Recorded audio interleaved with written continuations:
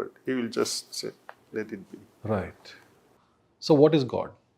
How do we know God exists? Is there, I mean, is it about faith or is it about perception? From a scientific perspective, we look at the world in terms of pratyaksha praman, observational evidence, uh, empirical evidence. From that perspective, there's no God because you cannot observe, measure God, quantify God. You can't measure the soul. So how does one perceive God? Can you measure the wavelength, ultimate wavelength?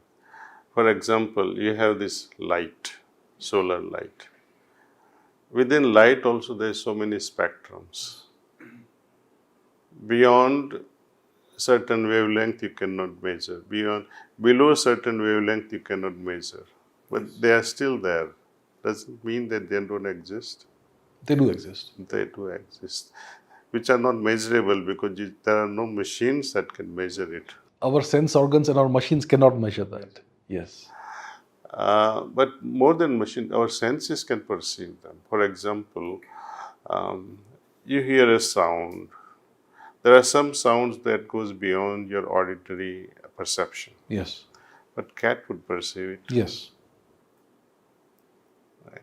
Dogs would perceive it. Yes. Before you even understand what is going on, they just start barking. They are aware. Right? Yes. Okay. I have seen in my village and where I grew up as a child in Gujarat,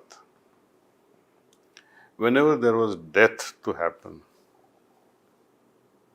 and I have seen it so many times, and many people would also say and agree with me, that whenever there is death striking in a village to someone, dogs would start barking and they become so restless. I see.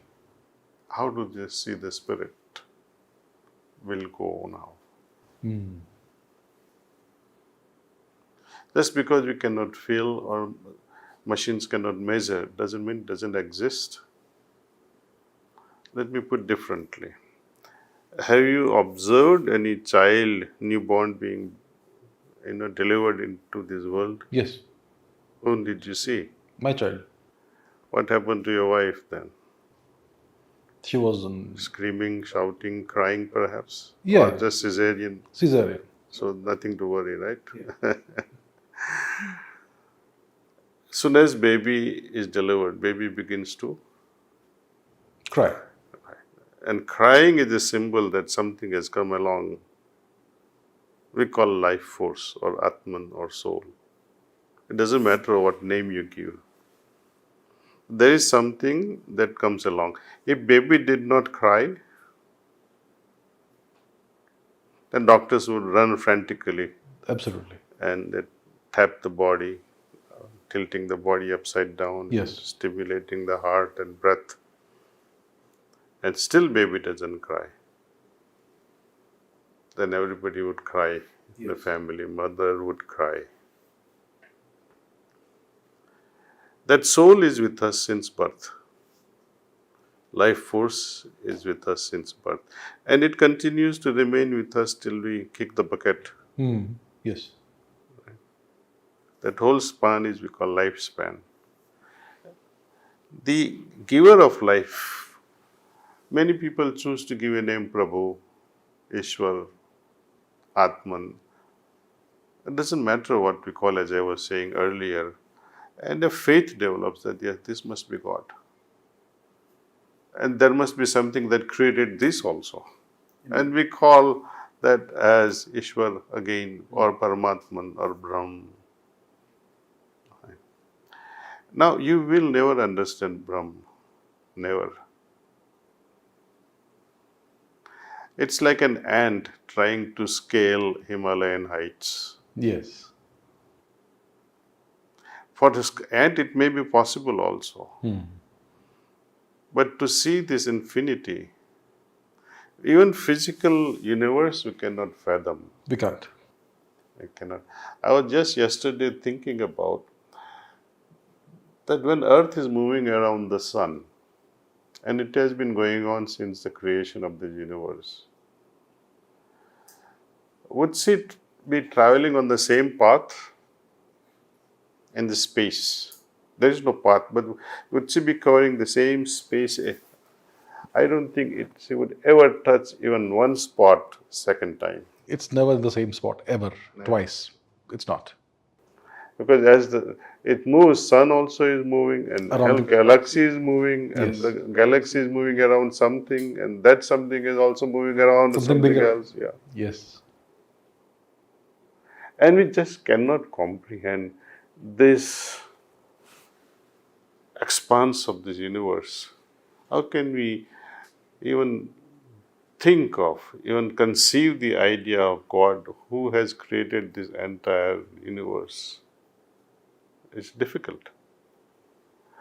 The created cannot guess the creator. Right. Right? Even in physics, we are unable to even measure the simplest things. Heisenberg's principle, Yes. right? It's very well quoted in quantum science and also nowadays in spirituality. Right? They say electron. How do you know electron is there? One thing. What is electron? Is it particle? Is it a wave? Is it a wave? Right?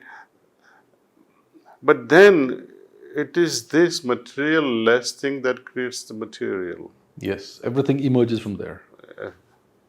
The speed you can measure, but then you cannot measure locate the position. Yeah. But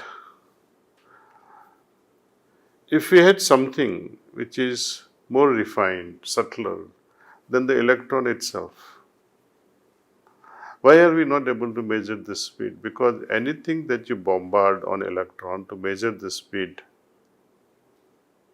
It changes the. it changes its path. Yes. And it's more energetic, perhaps. Who knows? Yes. Yes. It has to be subtler,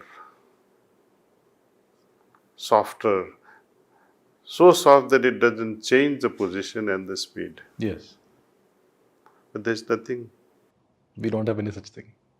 We're not aware of any such thing. So you cannot measure it. Yes. And God is this subtlest of all. If everything in the material world is the play of electron and proton and play of all these vibrations of energies, what is it that supports this energy? We need not name it, but just for simple understanding, we say it must be God. Is it a person? No.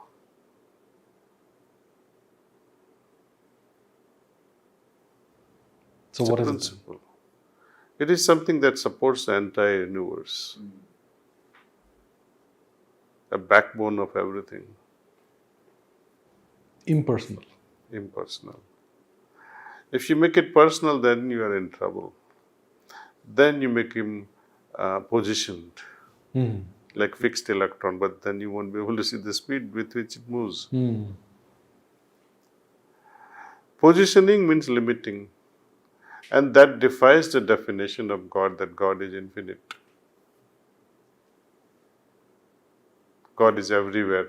If He was everywhere and you say this is God, you have positioned Him and you have contradicted yourself that He is everywhere. Yes. So this externalization is a big misfortune in the field of spirituality, which is downgraded into religion. Religions worldwide externalize gods. You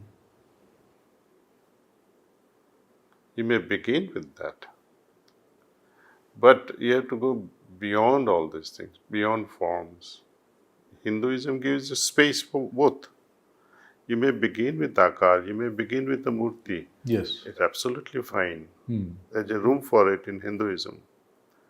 But to go beyond into Nirakar, Parabrahma, we believe in that also. Yes. But unfortunately, people remain stuck. Person who is following Nirakar and Parabrahma will say this temples are foolish. People who are following temple worship, they are saying these guys are thinking that they are too advanced. Yes. So I think we should give freedom to all and say, do what you have to, but keep advancing. Keep advancing. Keep advancing. And our own Dharma says, Ishwar is Antaryamin. Lord Krishna says that I dwell in every heart of human being and all animals as well. I see. Right? Then why are we looking for him outside? Yes. Is it not contradiction? Yes, definitely. We may start with like a stencil, C7. You can print with a stencil. It's okay in the beginning. But you go to college with your stencils, people laugh at you. Yes. And that's what is happening today. We're making statues and temples, one bigger than the other. Somebody says, my house has a 10-foot statue of Lord Hanuman. Another fellow, I have a 100-foot long statue. Why such competition? Yes. Oh, I have amplified my bhajan at so many hertz. Another fellow says, I play my loudspeaker so much that the next village can hear it. Yes. And what does that mean? It's so noisy in your own village. Yes. People can't study, people can't sleep, people can't meditate. Yes. So not only we have to worry about sound pollution, we have to worry about thought pollution. Right. Thought pollution is the worst thing that gives birth to sound pollution, water pollution, air pollution. Rest of the pollutions are the byproducts of your thought pollution. Yes. If thoughts are regulated, then everything will become all right, I think. And that's why our yoga sastras emphasizes heavily on meditation. That gives you discernment, ability to discern what is right, what is wrong. Even before you act, even before you think, or even before you ideate, your meditation will tell you to indulge with it or not. Right. So you can prevent your mistakes before they can happen.